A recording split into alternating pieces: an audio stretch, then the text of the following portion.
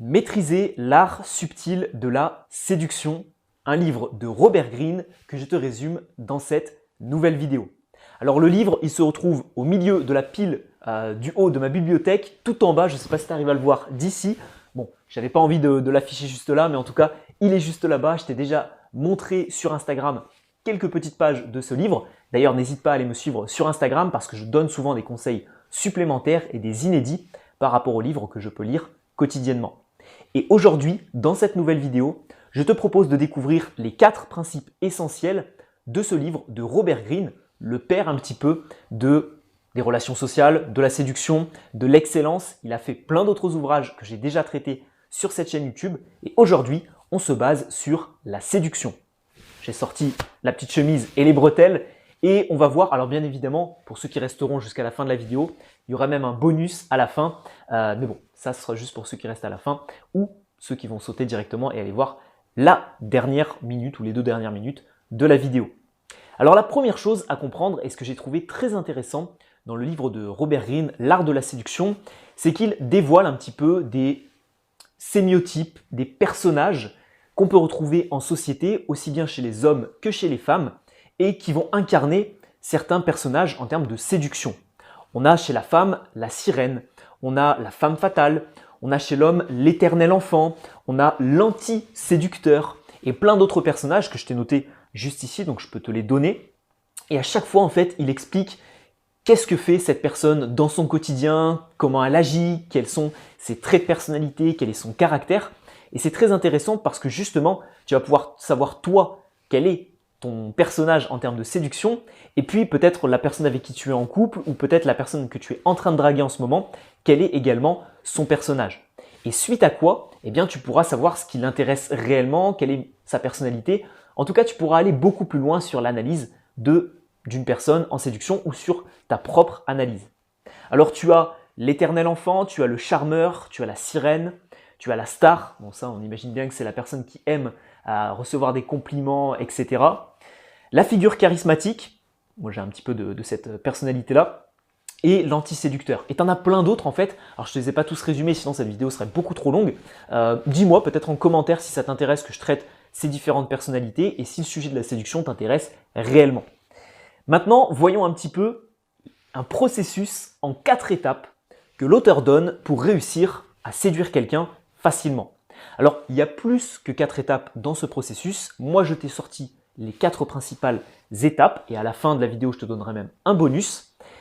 Je tiens quand même à préciser que ce processus est assez, malsain, est un peu abrupt et pour les personnes qui ne s'intéresseraient pas forcément à la séduction, prenez-le avec des pincettes. Quand on parle de proie, quand on parle de tout ça, c'est le langage de la séduction.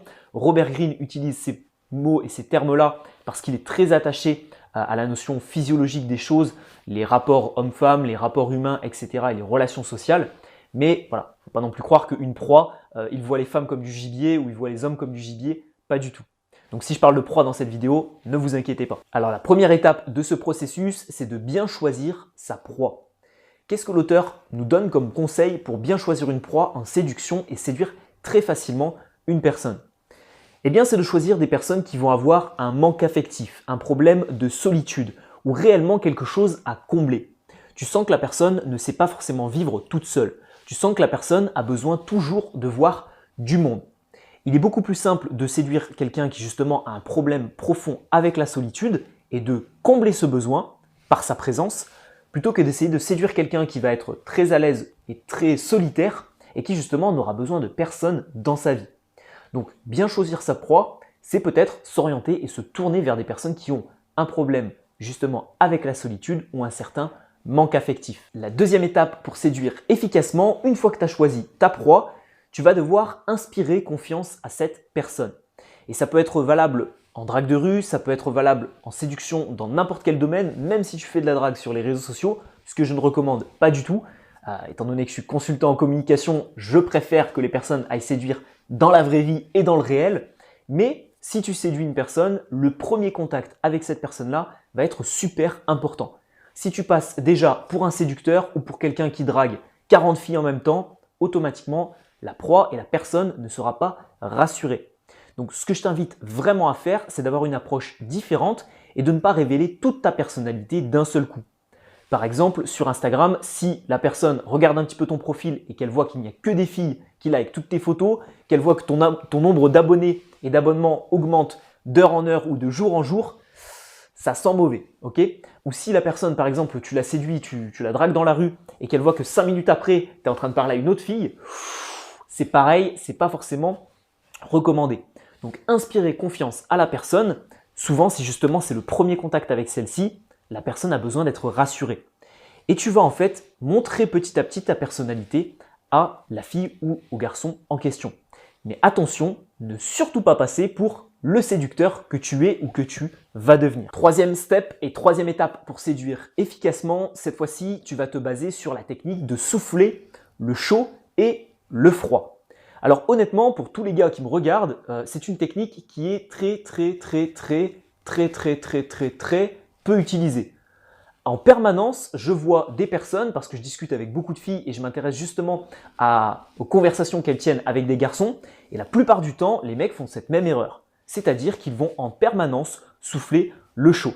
Ils vont en permanence courir après la fille en question. Et à aucun moment, ils vont tout simplement prendre du recul, souffler ce que l'auteur appelle le froid, c'est-à-dire éviter tout simplement de relancer la conversation, de faciliter la conversation ou de faciliter la communication. Imaginez-vous un instant à quel point c'est pénible une personne qui en fait ne nous laisse pas l'occasion, non pas de nous exprimer, mais de parler d'un autre sujet ou d'enchaîner la conversation ou de montrer nos compétences et de montrer qu'on est capable de partir sur un autre sujet. Donc si à chaque fois tu sollicites la personne et que la personne a juste besoin de répondre, de te relancer de manière assez basique et assez simple, c'est pas très efficace en séduction.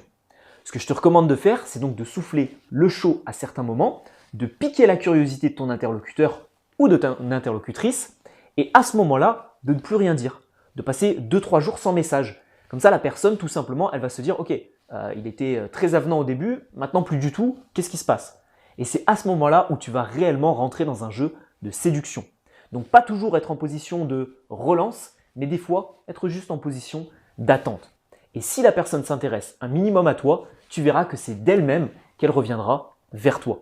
Alors je ne te dis pas d'attendre 2 semaines et de ne pas envoyer de message pendant 2 semaines, mais juste de ne peut-être pas envoyer de message pendant 24, 48 heures pour voir si ton interlocutrice te relance. Souffler le chaud et le froid, c'est aussi cultiver un petit peu l'ambiguïté. Tu vas être assez transparent, assez cash avec la personne, mais d'un autre côté, tu auras un côté très mystérieux et la personne ne te connaîtra pas vraiment. Tu peux par exemple parler de ton métier, mais ne pas dire dans quelle entreprise tu travailles, où tu travailles, quels sont tes horaires, ton salaire, etc. Tu peux par exemple dire que tu as beaucoup voyagé sans forcément parler de toutes les destinations et énumérer toutes les destinations que tu as fait. Comme ça, tout simplement, tu vas piquer la curiosité de ton interlocuteur et à ce moment-là, c'est lui ou elle qui s'intéressera à toi. Donc cultiver l'ambiguïté, avoir des phases très transparentes et d'un autre côté, être totalement mystérieux et cultiver justement cette ambiguïté pour retourner le cerveau de ton interlocuteur. Et alors je l'avais dit, c'est un petit peu sournois, c'est un petit peu sombre, mais la 4e étape consiste à créer des problèmes chez ton interlocuteur et être la solution à ces problèmes-là. Alors moi qui suis dans le marketing, moi qui vends mes propres produits et mes propres services aux entreprises et aux particuliers, je connais très bien cette technique de vente. Ça consiste tout simplement à dire « Hey, tu sais pas séduire, tu regardes une vidéo sur la séduction, c'est que tu sais pas séduire. Moi, je peux t'apprendre à séduire. » Et c'est un petit peu comme ça tout simplement que tu vas suivre mes programmes, suivre mes services ou suivre mes produits.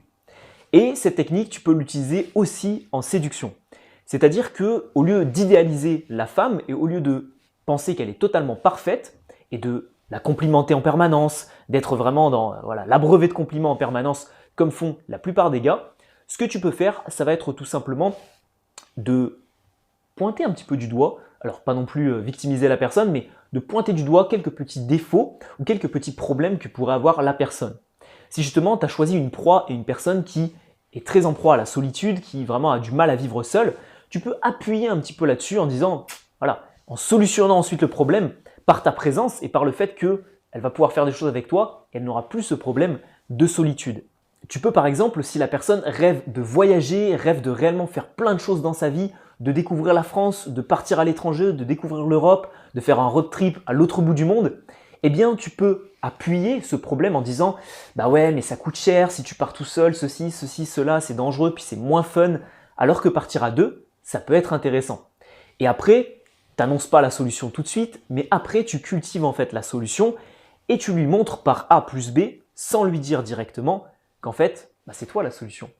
Et à un moment donné dans sa tête, il va falloir qu'elle comprenne que « Ah ouais, mais si je sors avec cette personne ou si j'ai une relation avec cette personne, il va solutionner mon problème. » Donc voilà cette quatrième étape qui est un petit peu sournoise à mon avis, mais qui peut très bien fonctionner pour réussir à séduire une femme ou un homme. Alors comme je te l'ai dit, il y a une étape bonus, une étape que j'ai choisi d'extirper au plan d'action concret que donne l'auteur dans son livre « L'art de séduire ». Tu le retrouveras d'ailleurs dans la description de cette vidéo. Je te le recommande à 1000% à peu près. Tu vois, il y a des livres où je te dis « les achète pas, mon résumé suffit ». Mais alors celui-ci, si tu t'intéresses à la séduction ou que tu as envie de savoir séduire, tu vas sur Amazon, tu le commandes et dans 48 heures, tu l'as chez toi. Et la petite étape bonus que j'ai souhaité te transmettre, c'est tout simplement le fait de se baser sur les fantasmes.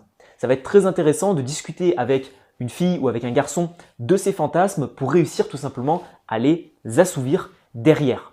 Donc si tu discutes avec une personne de ces fantasmes, derrière tu peux, comme à l'étape précédente, lui faire comprendre que tu vas pouvoir réaliser ces fantasmes et ça c'est un moteur très très puissant pour réussir à séduire quelqu'un. Voilà les 4 différentes étapes. Choisir efficacement sa proie, réussir à inspirer confiance à son interlocuteur.